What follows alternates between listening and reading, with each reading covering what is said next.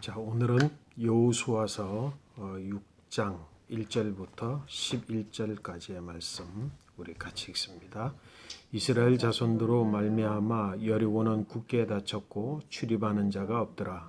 여호와께서 여호수아에게 이르시되 보라 내가 여리고와 그 왕과 용사들을 내 손에 넘겨 주었으니 너희 모든 군사는 그 성을 둘러 성 주위를 매일 한 번씩 돌되 엿새 동안을 그리하라. 제사장 7은 7양각 나팔을 잡고 언약궤 앞에서 나아갈 것이요 7째 날에는 그 성을 7번 돌며 그 제사장들은 나팔을 불 것이며 제사장들이 양각 나팔을 길게 불어 그 나팔 소리가 너희에게 들릴 때에는 백성은 다 큰 소리로 외쳐 부를 것이라. 그리하면 그 성벽이 무너져 내리리니 백성은 각기 앞으로 올라갈지니라 하시매 눈의 아들 여호수아가 제사장을 불러 그들에게 이르되 너희는 언약궤를 메고 제사장 7은 양각 나팔 7을 잡고 여호와 궤 앞에서 나아가라 하고 또 백성에게 이르되 나아가서 그 성을 돌되 무장한 자들이 여호와의 궤 앞에서 나아갈지라 하니라. 여호수아가 백성에게 이르기를 마침에 제사장 7은 양각 나팔 7을 잡고 여호와 앞에서 나아가며 나팔을 불고 여호와의 언약궤는 그 뒤를 따르며 그 무장한 자들은 나팔 부는 제사장들 앞에서 행진하며 후구는 궤의 뒤를 따르고 제사장들은 나팔을 불며 행진하더라. 여호수아가 백성에게 명령하여 이르되 너희는 외치지 말며 너희 음성을 들리게 하지 말며 너희 입에서 아무 말도 내지 말라. 그리하다가 내가 너희에게 명령하여 외치라 하는 날에 외칠지니라 하고 여호와의 궤가 그 성에 한 번 돌게 하고 그들이 진영으로 돌아와서 진영에서 자니라. 아멘. 아멘. 이제 그 요단강을 건넌 이스라엘 백성들 그리고 요단강을 건너서 길갈이라고 하는 곳에 요단강에서 이제 12바위를 이제 세우고 그리고 거기에서 할례를 받고 그지? 그리고 유월절을 지키고 그렇게 했던 이스라엘 백성들 이제 그 지난 시간에 길갈에서 할례를 받고 유월절을 지켰다라고 했는데 왜 하나님께서 그곳에서 할례를 받게 하셨고 또 그곳에서 유월절을 지키게 하셨는가? 좀 이제 다시 한번 점검을 해볼 필요가 있어요. 할례는 무엇이고 유월절은 뭐지?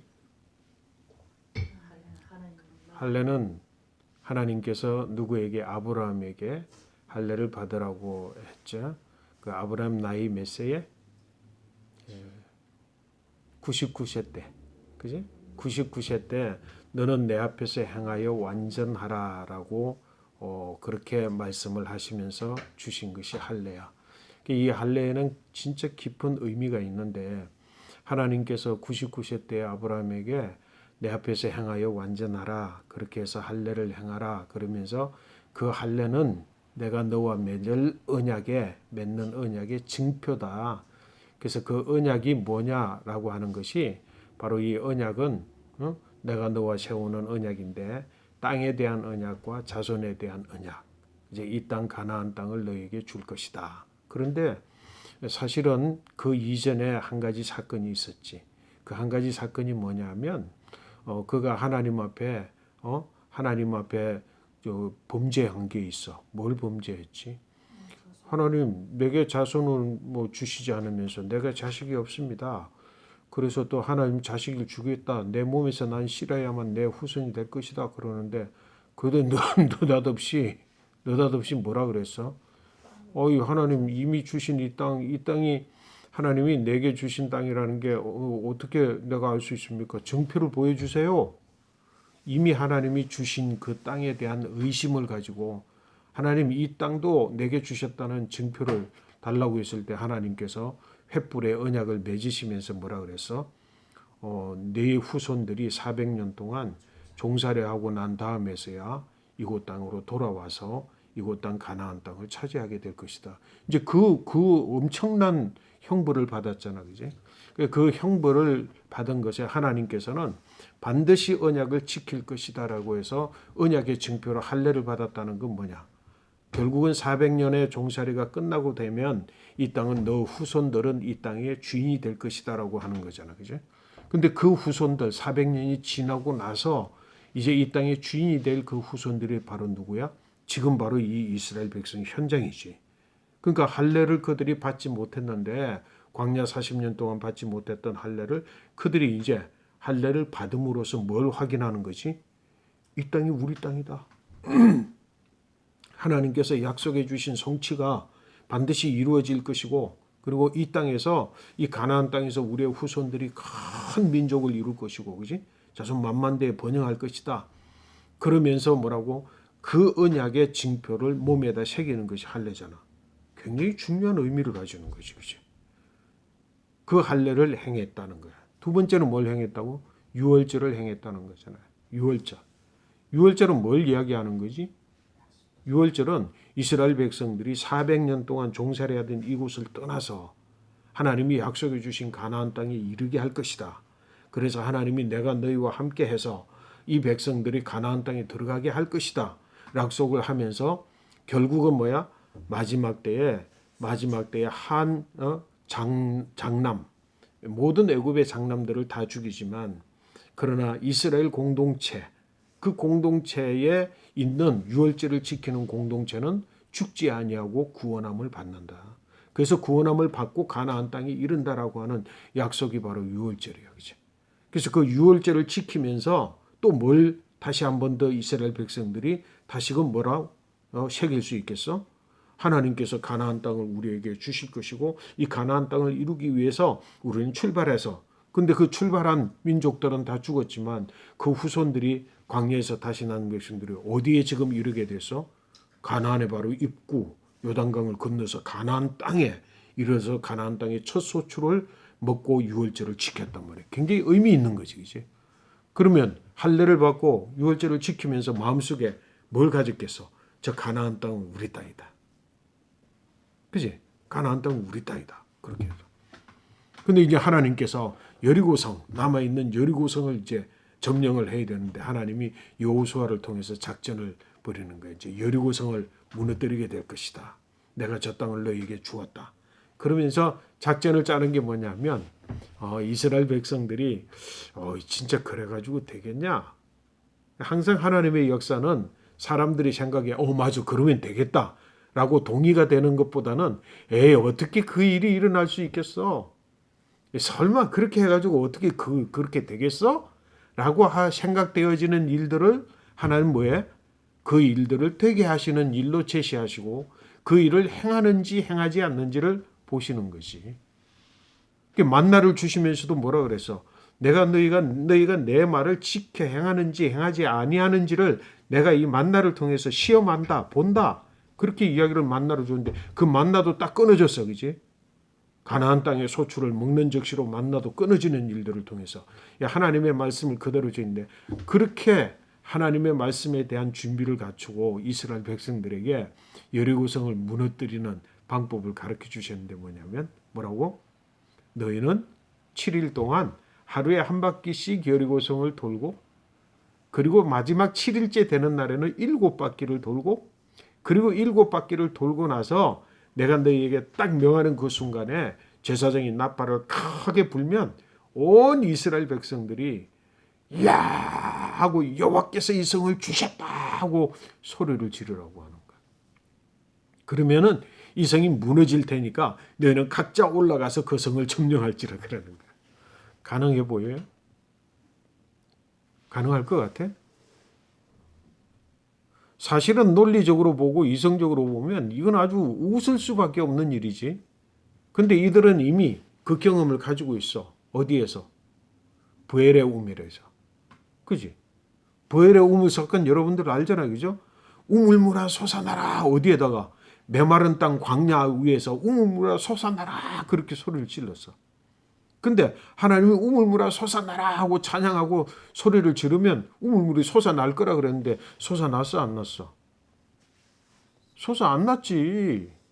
그런데도 뭐야? 하나님이 우물물아 솟아나라 그러면 솟아날 것이라고 하는 믿음을 이 세대는, 두 번째 세대는 가졌는데 그냥 포기하지 않고 우물물아 솟아나라, 우물물아 솟아나라 막 고함을 지르는데 우물물이 안 나오니까 제사장들이 막 지팡이와 그리고 그 수장들이 막 지팡이를 가지고 땅을 막 파기 시작하는데 채 10cm나 팠을까?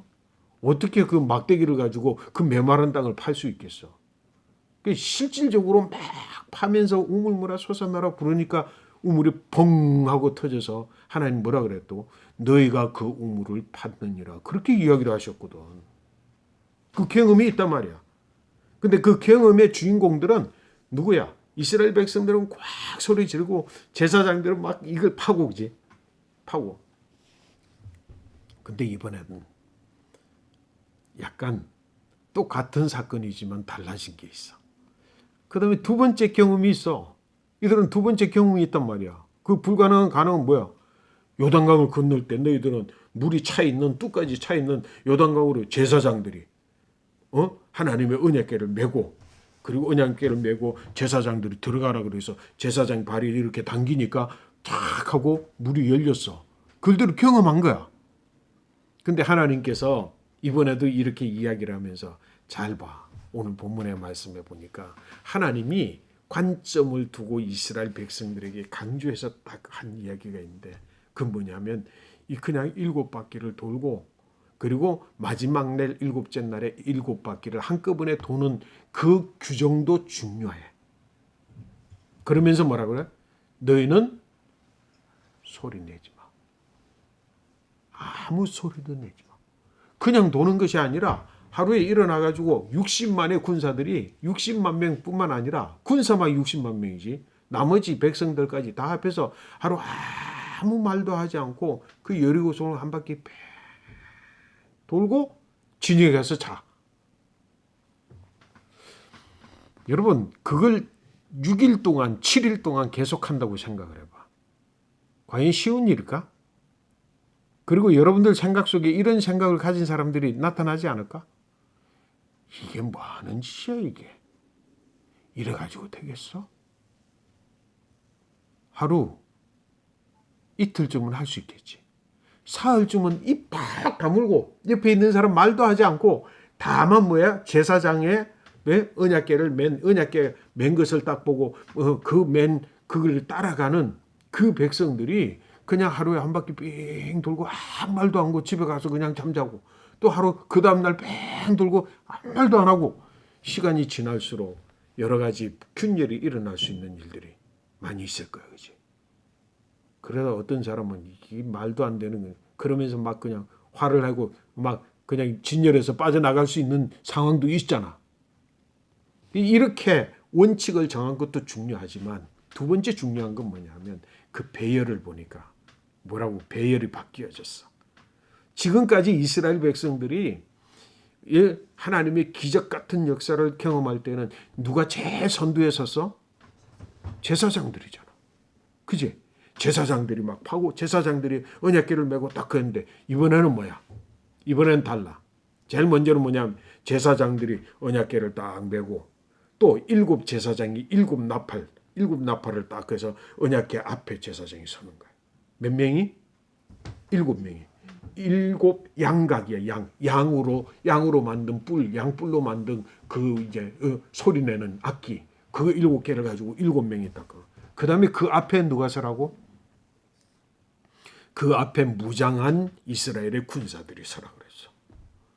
이번에는 제일 진영 앞에 누가 서? 이스라엘 군사들이 서는 거야. 그러니까 이스라엘 군사들이 서고 그 다음에 7명의 제사장들이 서고 나팔을 가지고 그리고 뭐라고? 하나님의 언약궤를 맨 제사장들이 가고 그 다음에 백성들이 그 뒤를 따라서 가는 거야. 제일 앞 선두에 누가 서는 거야? 군사들이 서. 그럼 군사들이 제일 앞에 딱 서면 뭐라고? 이제 우리가 싸워야 되겠다는 생각을 하는데 그들이 싸우나? 무장을 했어.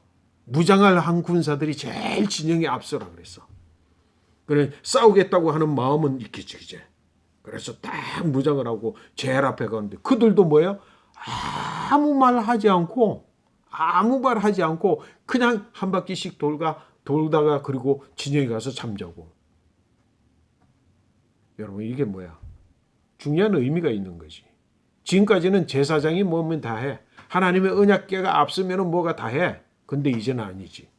너희의 군사들이 하라고 하는 거잖아. 그지?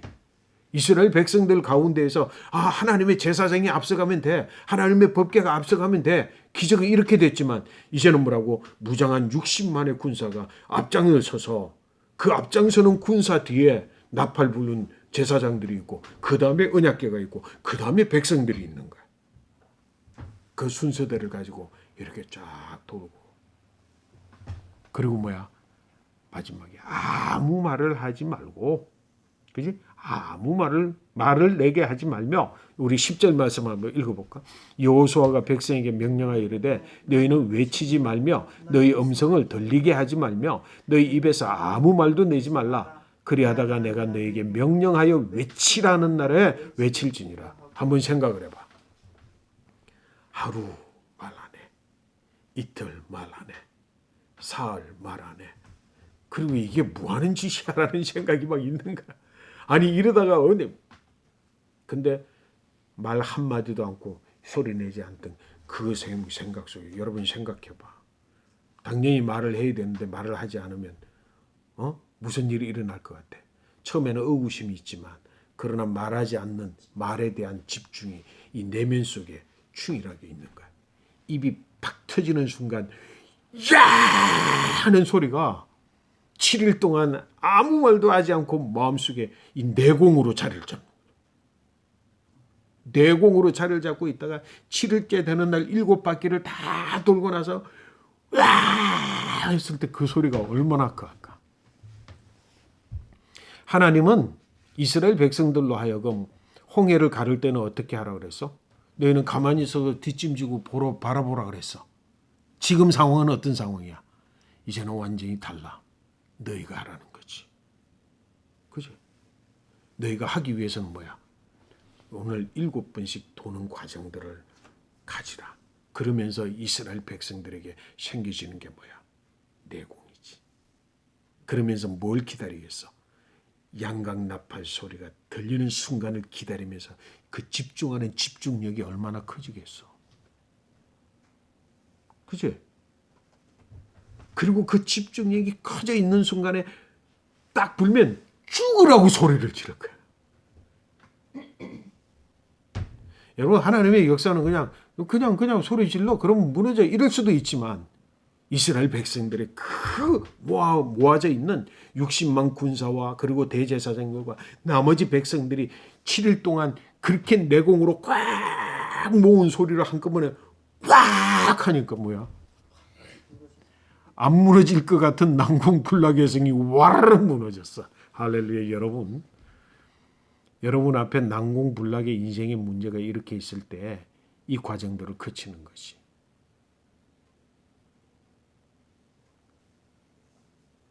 못 넘어설 것 같아? No. 문제는 뭐지? 하나님의 약속이 없기 때문에 문제고. 만약에 하나님의 약속의 말씀이 있다면 도저히 넘어지고 무너지지 않을 것 같지만 그 약속의 말씀대로 순종하여 행하되 말을 내지 않고 소리 지르지 않냐고 한순간에 집중해.